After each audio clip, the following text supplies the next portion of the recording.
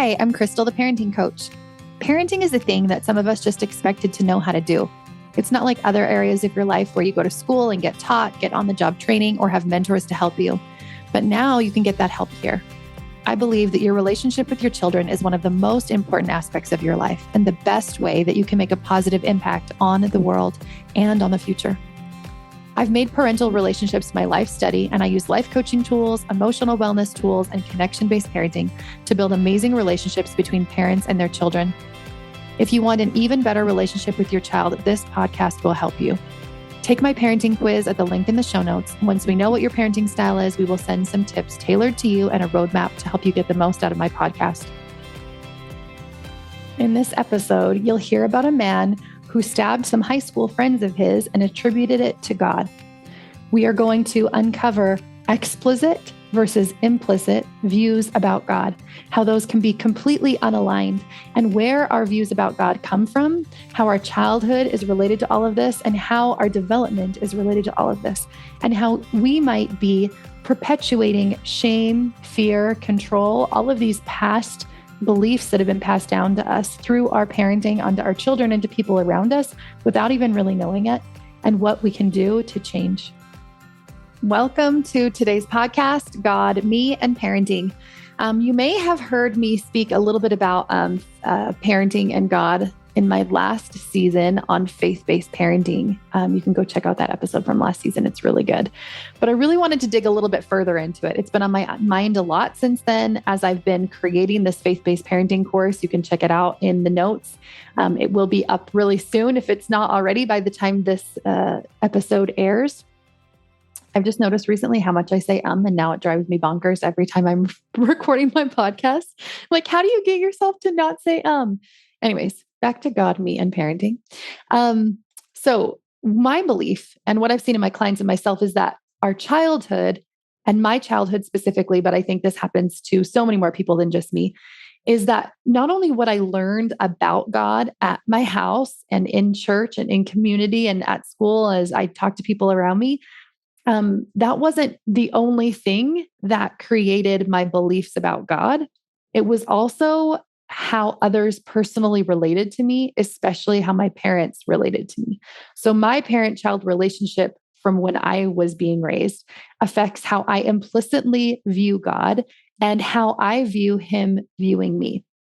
Our current relationship, I've seen this over and over again, with God looks so much like that child-parent relationship. So if your child-parent relationship was full of shame and was very fear-based and very controlling, that's going to seep into how you view God. And a lot of people that just decide, like, I don't believe in God anymore, or universe, or greater power, creator, whatever you want to call it. Oftentimes I see it coming from this because we just don't have a healthy relationship with God. We don't view him in a very healthy way, or we don't view ourselves through his eyes in a very healthy way. Then this comes out from us. So if we have these intrinsic beliefs, we're constantly, it's always think, feel, do, right? So I have these beliefs and these thoughts that are leading to feelings. My feelings are fueling my actions. So they're always going to come through, even if we don't notice that they are. So if I have some of those shame and fear-based beliefs about God and how he views me, that's going to come into my parenting. So we're going to use shame and fear and control towards our children. My goal is shame-free parenting for me, for you, for our whole generation, for a new generation of change and healing. Healthier minds, healthier spirits, healthier bodies. Children that are raised in different homes so that when they age, when they're coming of age and going off on their own, that they'll have better emotional health, that they'll have better emotional intelligence. I'm not saying perfectionism because I don't think that's ever possible. And I think it's through our mistakes that we can teach our children how to respond to their mistakes and failures in a really healthy way. So we're not going to leave them unscathed. We're not going to be perfect all of the time. And that's never the plan. And that's never what I teach in parenting coaching. But I do think that we can have a much healthier relationship with ourselves if we change our relationship with God first, and then we work on changing our relationship with ourselves and then our relationship with our kids. I think it's like a 1 and then a 2 and then a 3. And that as we work on one, the other one grows as well. So if your childhood was anything like mine, I was given love, praise, connection, acceptance, attention, all the things that you want as a child when I was quote unquote good. So good looked like, maybe being quiet or calm or kind or being obedient, not having differing opinions, listening and obeying right away, sometimes being seen and not heard, being the kind one, the good one, the peacemaker, the one that always forgives and goes above and beyond and serves other people, not ever disrespecting an adult, always making sure that you don't even question it, right? Don't even question yourself or your inner knowing or your inner ideas. Just listen to what somebody older, wiser tells you. And I know that logically we don't necessarily believe these things, but extrinsic and intrinsic beliefs are two very different things. And that's what we're actually going to talk about on the podcast today, is how different those can be in our relationship with God. And also when you were quote unquote bad, so didn't do those things, right? Maybe you weren't kind. Maybe you had a big explosion of anger. Maybe you showed big emotion. Maybe you didn't obey immediately for whatever reason. Maybe you questioned things. Maybe you didn't agree with it necessarily. Maybe you didn't agree with your parents' values or the way that they did things and you wanted to do things a different way. So maybe when those things happened, any behavior that is quote unquote bad, that there was maybe ignoring, separation, forced isolation. Some people call that timeouts. Any sort of punishment, external punishment, consequence, or maybe given rewards. And on the opposite side, when you're doing the good thing, that you were given the rewards. And so that really got in the way of how I viewed myself and how I viewed God and how I viewed him viewing me. And what it ultimately did was kept me from him, which is so interesting. These subconscious beliefs, these internal beliefs that I had that I didn't realize I had about myself and about God, actually kept me away from him. It kept me separated from him and his love and his goodness and his light. What I used to think God thought about me: I'm not doing enough. I could always be doing more. I'm never there, right? It's like a finish line and there's some sort of a race and I'm just never there. Perfection is the goal and I'm failing. We want to be perfect, right? Because we want to be like Christ and I'm failing. It's a problem when I fail. I'm a bad person if I fail or if I make a mistake. I'm failing as a mom, which means I must be failing God. I only deserve love when I'm good. God is not happy with me most of the time. This isn't my best. My best is always a little bit more. My best is always more than what I am currently doing. So I never attain it. They will love me more if I do better. So that's what I used to think that God thinks about me. Now, you might view this differently. You might say God or creator, source, higher power, whatever version of divine you want to use, just fill that in when I'm speaking about God and see if this relates to your childhood a little bit. So that's what I used to think that God thought about me. I'm going to tell you a little bit about how God thinks about me now, or how I believe that he thinks about me now, and also how my life looks differently. And then I'm going to talk about a really interesting research study that I found that I love. It was really fascinating when I was researching this topic. So I'm going to give you even a little bit of science behind what is happening here. So what I think he thinks about me now: I'm deeply, endlessly loved always. I'm doing my best. God loves me no matter what I do or don't do, or what I say or don't say. God loves me on my best and my worst days, at my biggest emotions, at my saddest emotions, at my angriest emotions. That love doesn't change day to day. Through his love is how I feel secure, calm, and connected to him and to myself. I am doing enough. My best changes day to day, and that's okay. I'm good, whole, worthy, and accepted. I also will add that I believe in a mother God and a father God. So for me, I think more of it as they instead of as he. So if I sometimes say they, then you'll know where my beliefs coming from that. And that has also helped in my healing process as well, as having this relationship with the mother and not just the father. Okay. I decided to start researching a little bit more on this as I was thinking about this over the last little while. And I found some scientific research done in this area that I wanted to share. So the main article that I'm going to be sharing can be found on the NCBI website through the NIH, which is like the National Library of Medicine. And this research article is called How Children and Adults Represent God's Mind. And it's by Heifetz, Lane, Waits, and Young. They quote several other articles as well in this. They refer to other articles as well. So I will link this below so that you can go and dive in if you want to learn a little bit more about it. One of the interesting things that they found was that our explicit versus our implicit views on God vary quite a bit. So, explicitly, if you were to ask somebody what they believe about God, it would be very non human, right? It would be like more like they're just unconditionally loving and kind and all encompassing and omniscient and all of these things that we don't believe about humans. We explicitly do believe about God. So, if somebody were to ask me those beliefs, I would tell them that. But that doesn't necessarily correlate with implicit. In fact, it does not correlate with our implicit views. So when you ask people different things, they did different like research studies on this, but they would ask in different ways and in different scenarios. They actually found that people's views implicitly about God were a lot more human, a lot more what I would say like judgmental or not as unconditional or a little bit more opinionated or whatever. They were just different. So what we actually internally view about God and what we say we believe about God explicitly and we even like logically believe aren't necessarily aligned. So a few different things that they said here is that these religious concepts emerge early in life through cognitive development and social learning. One of their central arguments is that distinguishing God's mind from human minds requires socio-cognitive development and deliberate reasoning.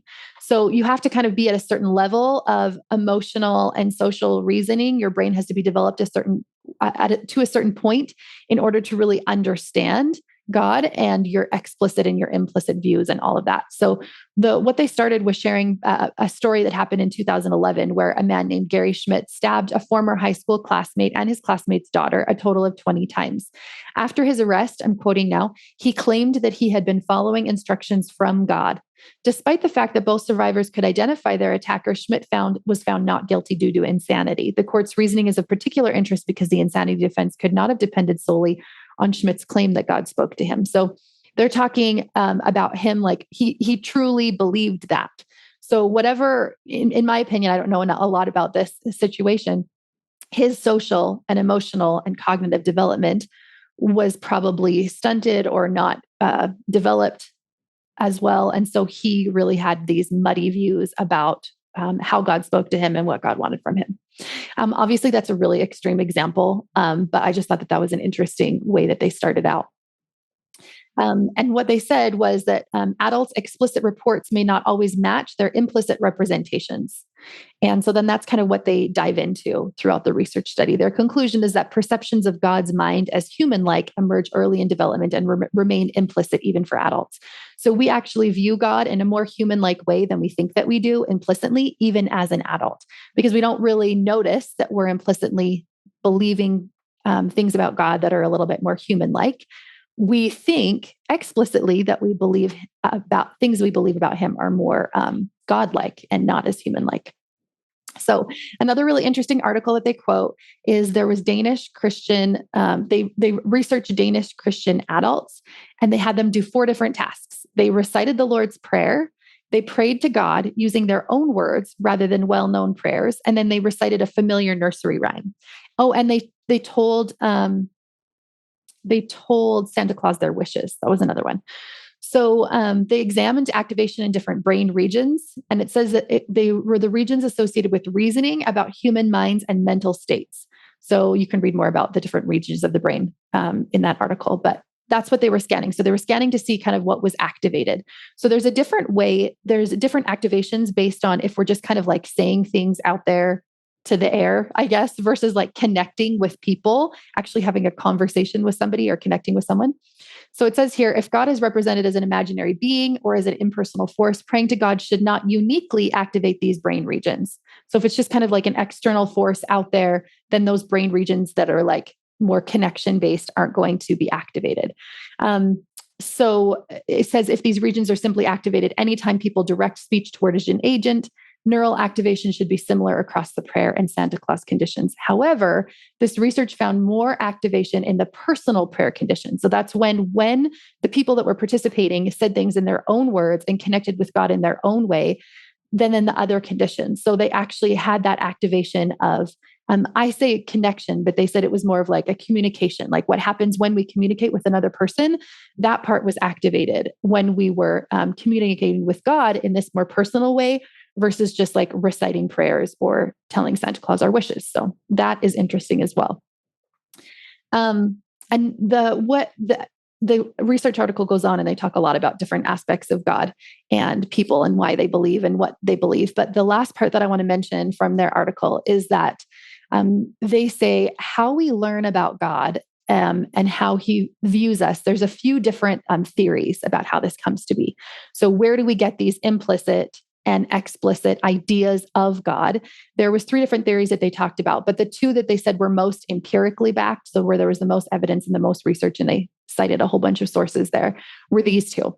Number 1, children's everyday social interactions with other people contribute to their developing understanding of other people's minds, including their development of understanding God's mind. So their everyday social interactions with everybody else, this came from an article from Carpendale and Lewis in 2004, where they were able to understand God's mind, or their views of that came from other social interactions, right? So basically what I've been saying this whole podcast and what I believe and what I've seen in my clients, this is one of the ideas that they say of how our views on God develop. Harris and colleagues have argued that children learn about God's mind through others' testimony about God, featuring the messages that are prominent in their cultures and that are provided to them directly by parents, friends, and religious leaders. And so they're saying the other side of it, and the other empirically back side of it, would be they learn it from other people who are like extrinsically teaching it to them, which I also agree with. But I think that our views are always being filtered through our belief system, right? So if I was raised in a really fear-based, shame-based home, and that's kind of what my view of God is, when I'm teaching that, if I'm a religious leader or if I'm teaching somebody else this concept, even my children, it's going to come through that viewpoint. I think of our self-concept as the lens through which we view the world. So we put these glasses on, and every thought that we have is first filtered through that lens of how we perceive ourselves. And so if God is important to you, your self-concept is going to be connected with that. So that's going to be part of the lens that which you're viewing the world and viewing others. And so everything is going to be filtered through that. So the messages that you spread about God and what you teach, if you're a leader or teaching in your community, are going to impact that also. So I think, like most things, it's probably a combination of both. Both, our social relationships when we're younger, and then also what we're explicitly taught by others in church and community about God as well. But what we can conclude, I think, is that our personal relationship with others and how they view God and what they teach us and what we were taught about him and about ourselves has a huge impact on what we believe now. On Wikipedia, the term deconstruction, the definition is it's a way of understanding how something was created, usually things like arts, books, poems, and other writing. Deconstruction is breaking something down into smaller parts. Deconstruction looks at the smaller parts that were used to create an object. The smaller parts are usually ideas. So a lot of people talk about this when they say the term faith deconstruction. And what it really just means is like you're just taking things and putting them into little parts. So when I think of it, I just think of not necessarily that I'm like throwing away all my faith and like, oh, I don't believe in God anymore, but I'm taking all those little parts. What parts came from my childhood? What parts came from my parents? What parts came from religious leaders? What parts came from siblings? What parts of my belief in God came from other people and interactions that I had that were either negative or positive throughout my life? What parts came from scripture? What parts came from my own personal ideas and opinions and prayer? Like, where did these all come from? What are all of these parts? And then I also think it's important to reconstruct what do I actually believe? And for me, I want those implicit and explicit views of God to be aligned. I want to how I say and how I speak about him to also be what I internally believe and how I internally live. So I want to deconstruct what I believe about God. And this is what I did. And what I personally, internally believe about him and what I externally believe about him, I want those to be the same. And when I have done this work on my own relationship with myself and really deconstructed how I think God views me and changed that, it came from looking at God's ministry on the earth. And this is what I see. What I see is love, compassion, inclusion, connection, always like connecting with individuals, right? Like even just the one person. There was like the one lady who had an issue of blood, and she like held onto the hem of his garments, and he like stopped and paused for like a moment with her. He was always just so loving and connecting with everyone. And there was never like an end to his love, right? It didn't really matter what the people were doing. He was just always loving and forgiving. And I think the most extreme example of this is when he's dying. They're literally killing him. So like the most that you could do to him, and he's still saying, God, forgive them because they don't know what they do, right? He is loving and connecting and accepting even at that. Yet we think, oh, I'm not reading my scriptures enough. I'm not praying enough. I'm not doing enough. I'm not serving enough. I should be more loving. I shouldn't yell as much. We're the ones that are so hard on ourselves. He's so loving and forgiving and compassionate. And my belief is that with connection-based parenting, it's from that loving connection, secure, attached place that then we can settle, we can find this peace inside ourselves. We can feel relief and comfort. And from that space is when we grow, when we emotionally learn and we emotionally grow and change. And so I know some people are like, oh, but if you think that God is just always loving and accepting of you, then you're just going to give up and not do anything. Well, let me tell you what my life looks like now, because I feel the very opposite of that. I think, first of all, I'm going to talk a little bit about empathy. I feel like this came from empathy. So the definition of empathy on Google is the ability to understand and share the feelings of another. And I feel like God is the only one who can truly do that in the most perfect way. Like we can try to feel empathy and we can feel that empathy for people in certain situations and at certain times and depending on how we're doing and whatever. But I think that God is the only one who can like endlessly, completely have that empathy, that ability to understand and share the feelings of another. Because he felt all of that. He felt that and he understands that. He is omniscient. So he's the only one that can uniquely understand and feel that empathy for us and allow us to sit in our sadness, sit with us in our grief and our sadness and our pain, in our anger and our rage, in our frustration, resentment, defensiveness, and completely and wholly understand us. And that empathy, that connection is what heals us as we move through our pain and we move through our trauma. I know I've mentioned this before, but one of the quotes about trauma is that trauma is an event held in aloneness. It is not the actual event itself that is so traumatizing. It moves into trauma in our body when we don't feel connected, when we don't feel held, when we don't feel supported through that event. And who better to hold us than somebody who can feel that pain with us completely and doesn't tell us just to move on right then or to not feel sad or to not feel angry. He sits with us in it. Empathy is not like, you should feel better now. Empathy is sitting in that feeling with us. So this is what my relationship with God looks like now. I spend time with God daily, both in scripture study and in prayer, in a more consistent way than I've been able to in my entire life without writing down like, this is when I'm going to do it and this is how long I'm going to do it for, or like trying to like create a like quote unquote habit in like the ways that we normally think that we create habits. None of that happened for me. It just happened so naturally. I never miss a day, like ever. And it's been years of that now. And not because I'm trying to be perfectionist about it and trying to make sure that I get it done, but because I actually want to, because I desire that connection every single day. I feel truth on a deeper level. When there's truth around me, when somebody says something or I read something or I hear something or learn something, I'm able to feel it inside whether or not it is. Like, I just feel like I have this like monitor almost to be like, yes, like that is truth. That feels like universal truth. And that's where that space of intuition and spirit and answers come from for me. And I feel like now my life is led by that way. My whole life, what I say, what I do, what I don't say, what I don't do just feels so much more natural and intuitive and God-centered. There's more compassion and love for others without trying. I don't feel like I have to like really put myself out of my way to like try and forgive or be compassionate or kind to others. I feel like it just naturally flows for me to think about others and be more understanding, especially for people that are unkind or people that are judging or people that do something to hurt me. And I used to just hold on to that for so long. I don't care so much about personality perfectionism. I've never been a perfectionist when it comes to like keeping my house clean and organized and looking lovely and stuff, but definitely personality perfectionism, where I was like, well, I should serve more and I should love more and I should do this more. And like, I had these aspects of my personality that I was always trying to develop that I never felt like I could quite develop because I was definitely perfectionist about it. I'm so much more comfortable with who I am now. My parenting is less shame-based. And when my children struggle, I'm able to help them in a helpful, supportive, and guided way. I find time for meditation and stillness every day, which has led to a calmer nervous system and me being less reactive. So the common question I get is, if I love myself completely and if I believe that God loves me completely, I will just give up and I won't do anything. Well, look at my life now. That is not how it's like at all.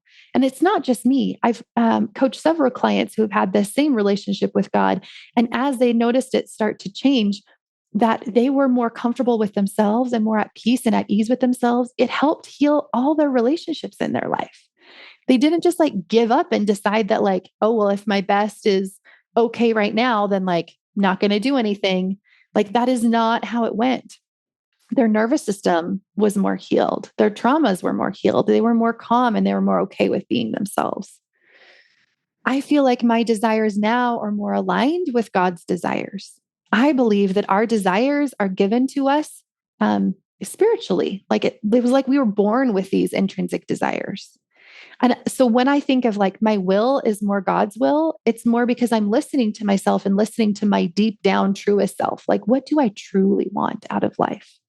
Do I want to be like working and busy and hustling all the time and like, I don't know, just having this complicated life? Or do I want to be more simple and more still and more peaceful? And do I want to have more time to connect with other people? Even my mission and my purpose in trying to help heal the world in this way, heal parent-child relationships, heal parent-parent relationships, and spread more goodness and light into the world. I feel like I was given this desire, not just from me. I feel like it's been here forever. I've had this desire forever. And so I feel just more aligned with how I live my life. I feel like finding him and finding me are the same, that I did that work at the same time, even though I didn't know that that's what was happening. Sue Monk Kidd calls it the God spark. And the God spark is this like divine within me that's connected with the divine that's outside of me. And I feel much more connected with that. And obviously, I'm not saying that everything's perfect all the time, but things are so much more slow. My energy is different. My ability for love, connection, compassion, my ability to be more connected and compassionate understanding of others is so much higher than it used to be. I think that getting emotionally healthy is God's work. I hear so many people say, well, we don't go to therapy. We don't go to counseling. Like we don't talk to people about our problems, or we don't have problems, or like we're okay, even after they've endured really significant trauma. And I just want to say that I think that God and his healing is also getting emotionally healthy. I think that therapists and counselors and coaches are on the earth for a reason. And I think this help is on the earth for a reason. It's like being really, really sick and deciding you're not going to like do anything about being sick. You're just like, well, I'll just pray about it and I won't do anything else. Right. I think we have medicine, we have herbs, we have all of these other healing modalities when we're sick that we use, right? I use that all the time and they work so effectively for me. Why would I not also do that to get emotionally healthy? Getting emotionally healthy is God's work. Thought work, breath work, coaching, mindfulness, mental health journaling, inner child work, meditation, all of those things that help calm your nervous system, that help heal your trauma and your past and help get clarity on right now and being more mindful right now. I really believe that's God work. So that's all I have to say about that. I will mention that I have that program I talked about, faith-based parenting. You can go listen to another podcast episode where I share about it. I'll have a link to that in the show notes. Hopefully it's live. If it's not live by the time this is airing, it will be very soon, I promise. And one more thing I really want to mention quickly is that I'm having a retreat. I'm going to be closing the doors to that in a couple of weeks. And this will be the last retreat that I'm doing because my family and I are going to travel for the school year. And I don't know where we'll be next year at the same time. So the retreat is September 18th to the 20th. It's in the beautiful Rocky Mountains in Alberta at Charmed Resorts. You can check them out on Instagram. They're amazing. I think on Instagram, they're Charmed Playhouses. And they're these little fairy tale playhouse cabins in the woods. I find nature so healing. There's also a lot of science to back nature being healing, but it really is so good for your mental and emotional health. And so I feel like what we do at the retreat is really what I've been talking about. in this whole episode. It's finding this healing. It's finding the spirit inside of ourselves. It's coming back to ourselves. It's coming back to the divine. There was an exercise that we did that we'll probably do again that I just love every single time that we do it, where people have this conversation with themselves and their higher selves. And the notes that come out from that, the messages that come out from that are things like, you are loved. You are still whole. You are understood. What you're going through is difficult, and I'm here with you. You're not alone. And it's so interesting to me to see the same kind of phrases coming out of this meditation exercise we do each time. But that's how the retreat is. That's exactly what it feels like. It feels like this stillness, this intuitive space, this healing space. And a lot of healing can happen in a short amount of time. It's 3 days of goodness. It includes therapy and coaching and yoga and just a lot of amazingness, a lot of connection with other women that are on the same journey, which in and itself is healing and connecting. So if you have any questions about that, you can reach out to me. You can also find the link below this. And there's FAQs at the bottom that can answer all of the questions that you probably have. And I will see you next week. Thanks for listening. If you'd like to help spread this work to the world, share this episode on social media and tag me. Send it to a friend or leave a quick rating and review below so more people can find me. If you'd like more guidance on your own parenting journey, reach out.